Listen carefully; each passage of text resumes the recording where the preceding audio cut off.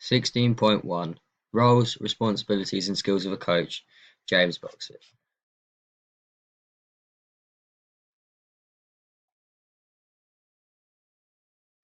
Four roles of a coach in different sports. The first role of a coach that I'll be speaking about is the role of a coach as a friend. A friend is a crucial role for a coach because they can be trustworthy, supportive, and understanding. A trustworthy coach is good for a player-coach relationship. This is because when the performer is with their coach, they would feel like they're in a safe space and they can feel free to voice any concerns that they may have, whether it is about an issue at home or a concern about a competition in the near month. A supportive coach is also good because they can help you when you need it most. This is also referred to as motivation, but can come in many different forms. However, they would also be able to critique you, but they wouldn't be too harsh because they wouldn't want to upset you. An understanding coach is a good characteristic for a coach to have because they can also help you as the performer when you may need it. Also, they may not be as harsh as other coaches on things like training kit. However, they could be too nice and the performer may feel like they can test the boundaries and see how far they can push the coach. Now we'll speak about the good and bad sides of having a coach as a friend. All coaches have different personalities. This is because they all coach different sports and no two coaches are the same. A coach that coaches a rugby team would have to be able to judge many different personalities because there is over 20 people in a squad, and that means there are 20 different personalities for that coach to understand. A coach that can do this is very good and very hard to find because most coaches naturally have favourites, so it's hard to change who they are. This brings me on to a reason why a coach isn't good if they're a friend, and this is because people may think the coach is biased.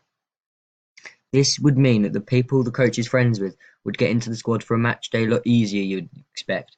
This predominantly happens in a sport like football, because the coach would most likely have some mates who play in the same team that they coach, so the mates or friends would feel like their spot is guaranteed in a match day every week. An athletics coach will share many different experiences with the athlete. This is because it is just them and the athlete, and any kind of achievement is a success for them both.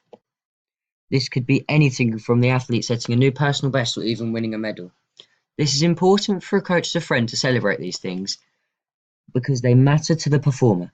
However, the sharing experiences could become bad if the coach pushes the professional boundaries that are put in place. This can happen in all sports, but gymnastics is most likely where this will occur.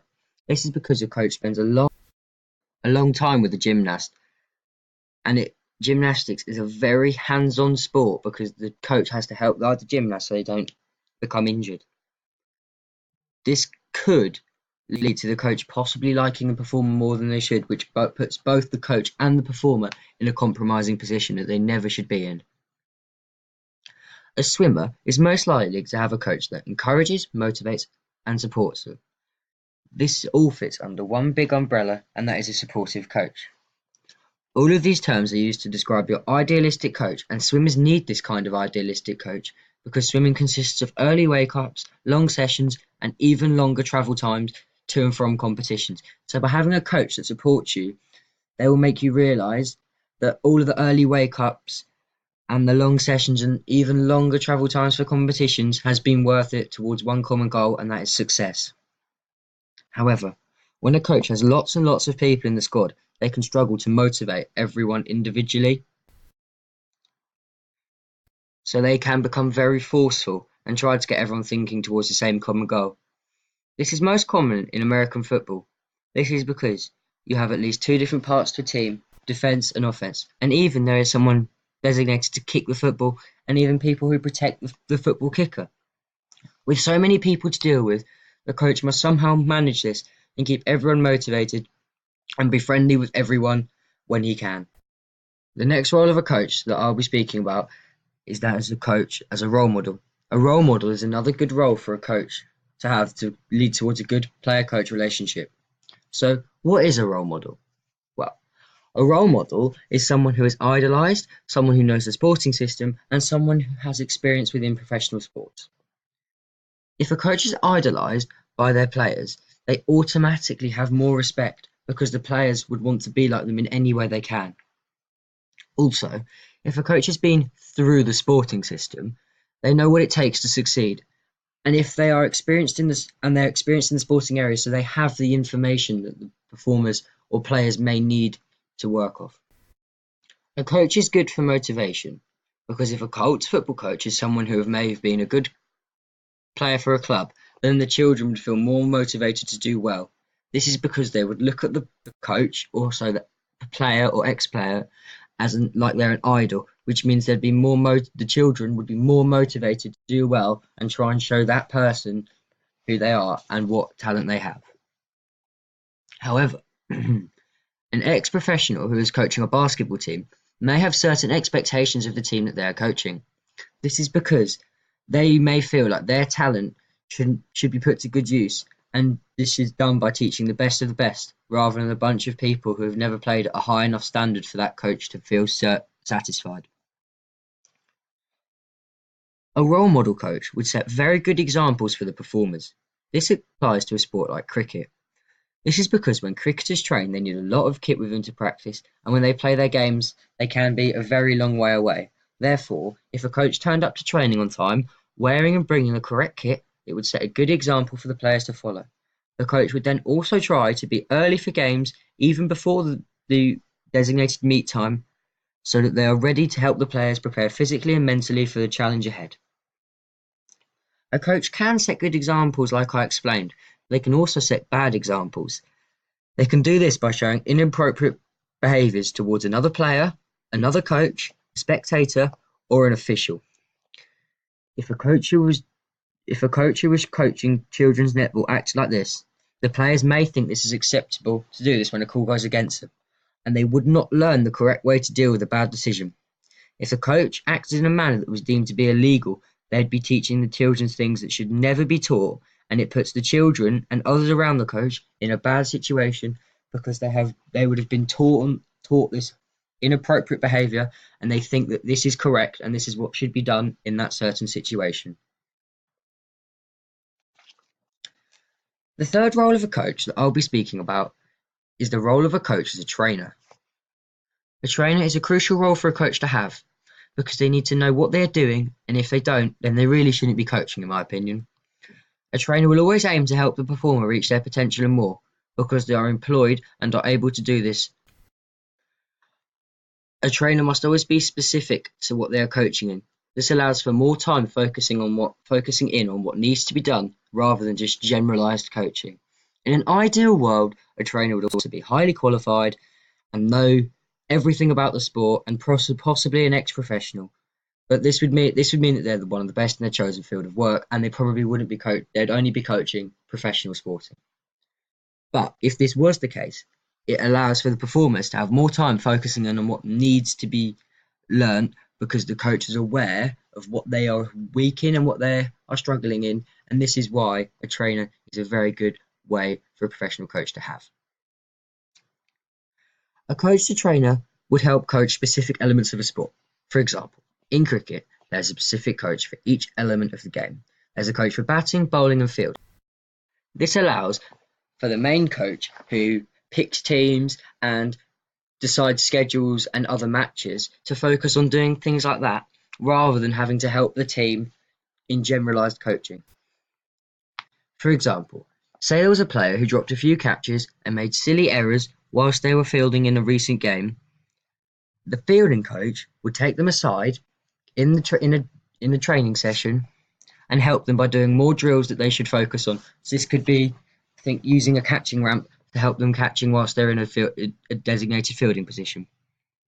They would then assess their performance in that designated fielding position in the next match and see if they'd improved.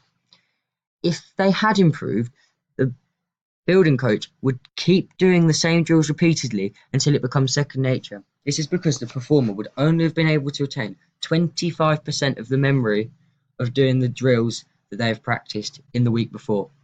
Once the fielding coach believes that this player is good enough and they've practiced enough and they know what they're doing and they've gone into games and they've caught everything that they had to and fielded well, they would let them go back and do the generalised fielding training. However, a coach to trainer may overtrain in certain areas. This could be because they're not specific to a certain element in the sport. This could apply to a sport like rugby because there is a lot of different positions and everyone has to be fit and trained for their own position, including the trainers. A prop, who is in the front of a scrum, and a winger, who is miles away from the scrum, need different types and different intensities of training. This is because of their different roles and different stomata types. A winger is most likely an ectomesomorph because they need to be agile and strong. This is different to an endomorph prop. A prop has to be strong and hard to move because they are using all their strength they have to win the ball for their team and get out and score a try. They would have similar basic training, but after that is done, they should be split off, and a prop should work on scrimmaging, whereas a winger needs to work on speed, agility, and different play calls that they may use after a line out. And if they aren't split off, they would have been overtrained in some areas, and the coach has not been specific enough to meet the needs of the player. The final role of a coach is an innovator. An innovator is described as someone who has a new method of doing something, or someone who creates new ideas. And the same principle applies for a coach as an innovator. All coaches have some idea on how they want things to be done, and this is because everyone is unique and has a special way of thinking. A coach that creates new methods is effective because they want to try and think of ways to help their performer or performers improve and through new things. Also, a coach that creates new ideas is good because they're being creative rather than just doing the norm. A good example of a coach being an innovator is that things can always be made better. This applies to any sport, but rugby is a main one. When the players are in a scrum, they practice using old scrimmaging machines that are metal and not very hard, and they're nailed into ground. Maybe a coach could have an idea by making a scrimmage machine that could push back, act like a real scrum, smell like a real scrum even if it needs to be. This makes the players have the correct technique and they're game ready when they go in. However, if a coach tries too many things, it can become annoying for the player because they won't want to keep trying this new idea out for their coach just because the coach believes it is the best way to help them train.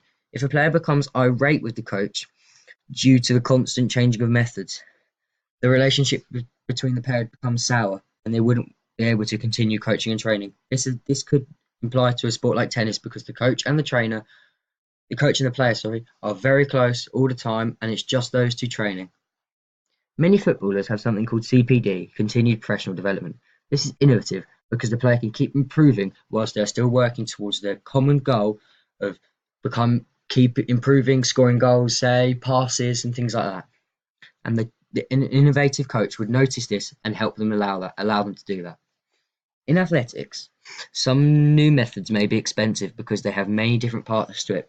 For example, tracking heartbeat and the amount of steps and the way that they ran correctly.